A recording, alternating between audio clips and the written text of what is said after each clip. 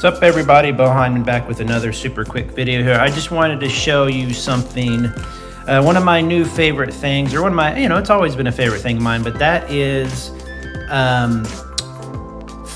found or discovered artists on Twitter or social media or the internet, and then following those artists, starting to love their work and their crafts, and then purchasing something in, or talking to them, exchanging something, all of that. Now, let's just get into some of the examples I have. I have 3 examples of people I follow online who I absolutely adore their stuff.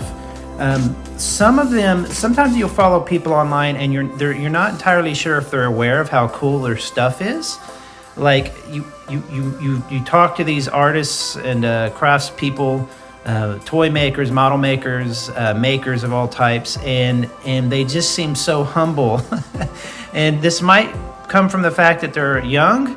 Maybe they haven't been around long enough to develop an ego like I have. I'm an artist. I do custom toys. I've been a drummer, a writer. I've always been a creative person, so I know what it's like to kind of not be confident in what you create.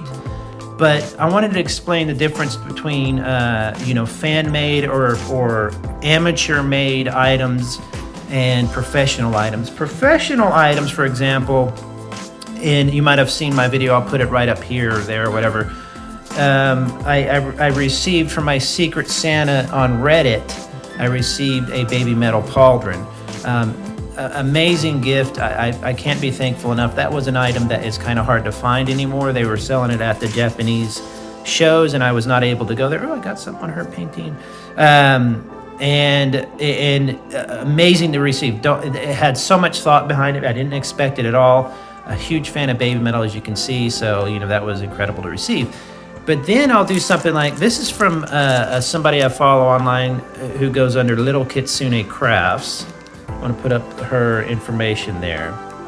I also follow her regular human account. She's absolutely great. Go find Little Kitsune Crafts if you're a baby metal fan, and she makes stuff like this pin. I didn't even want to take it out of the package just because it's just so cool. There's Sue Metal, Moa Metal, and I believe that's that's whichever Avenger it is. I believe that's Riho. Let's just say it's Riho. But this is an example of a fan-made craft that is professional quality, sold for very little money, not making much of a profit, limited edition type thing. You're paying for shipping from UK or whatever, but it doesn't matter. It went to a great cause. And it looks fantastic. And there's something about having a story behind an item like this that just makes it so much it's not worth more, but just a different kind of value. So that's something I'll have forever as a fan of baby metal and can say, hey, this is fantastic. Not everybody has this. Now everybody could have maybe the baby metal vinyl or whatever that baby metal officially creates, but this is something special. So check out Little Kitsune Crafts, by the way. But that's a good example of a fan-made craft that's a little bit more, that was manufactured a little bit. I'm not sure how she did it, but she's obviously really good. So that's that. This is from an artist I follow called Vi, V-Y. I think her name is Vi. She got, oh my God. She got really kind of known, or got a lot of follows and stuff recently because of her eye paintings. As you can see, it's a 3D kind of, this does not give it credit, what you're seeing on video. It really is an amazing little, I think this was $15. I always have, anytime I order from an artist or a fan or a maker, I say, please sign and date it on the back or in a letter or something, kind of like not a letter of authenticity. And it's not so that later I can sell it or anything. It's so that I can have that and remember and have that story of where I found them. And then what I start to do is print out maybe the tweet where the person responded and said, I'm sent that to you, or some connection that gives a real-time, explanation of what this was. And I just bought this. She was just selling these for $15. Her other pieces are really, really wonderfully priced as well. But if you're like me and you buy a lot of stuff and you like a lot of fan stuff, you have to kind of be aware that you have limited wall space. So something like this is absolutely perfect. Of course, her larger pieces are would be a complete centerpiece in your house. I would definitely recommend checking out her. It's just search for VY. Oh, I forget it. Oh, darn it. I'll put it down in the description, her Twitter. But she's one of my absolute favorite artists, and she just does not seem, she's so humble about it. And I'm like, you're incredible. What are you doing? So, you know, this is another example of something that is completely unique. You can see her brush strokes. You can see how she made this.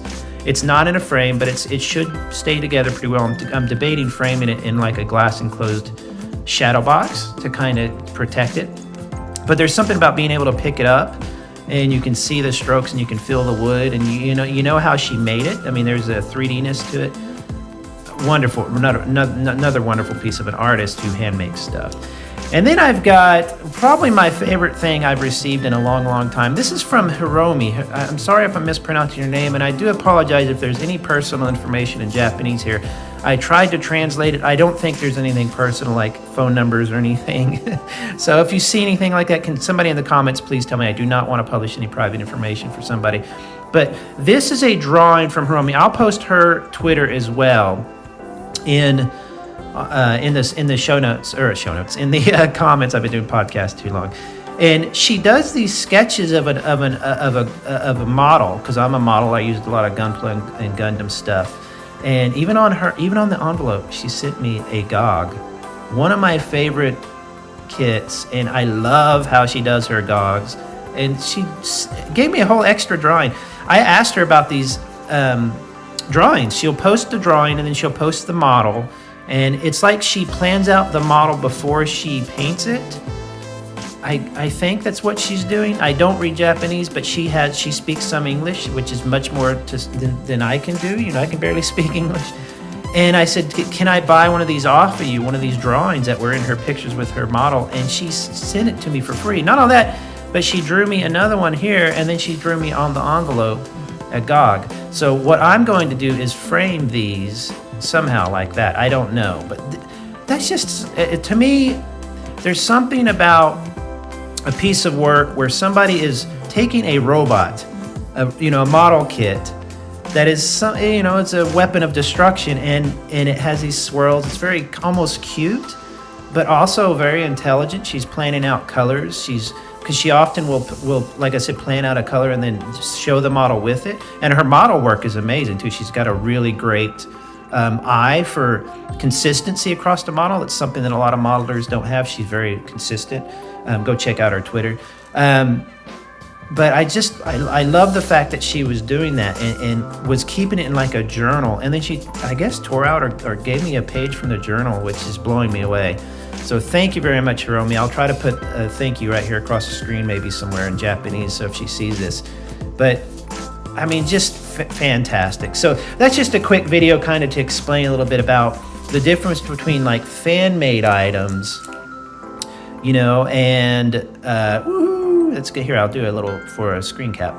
Fan-made items and items you can buy in, let's say, like a store, like a Target or whatever. There's nothing wrong with collectibles that are, there's definitely something to be said for collectibles that are official. It's good to have those, but it's also good to seek out and find items that are made by fans, not often for sale. For example, these were not for sale. She just gave me that. I mean, it's so generous. I'm going to send her something back hopefully here soon. But just amazing. Please go online, and especially on Twitter, Facebook, Instagram, whatever you use, and follow artists and support them in some small way. Even if it's $10 or $15 or $20 here and there, they really appreciate it, and we want them to continue to create amazing works of art like this. So have a good one, everybody. I'll talk to you later. Bye-bye.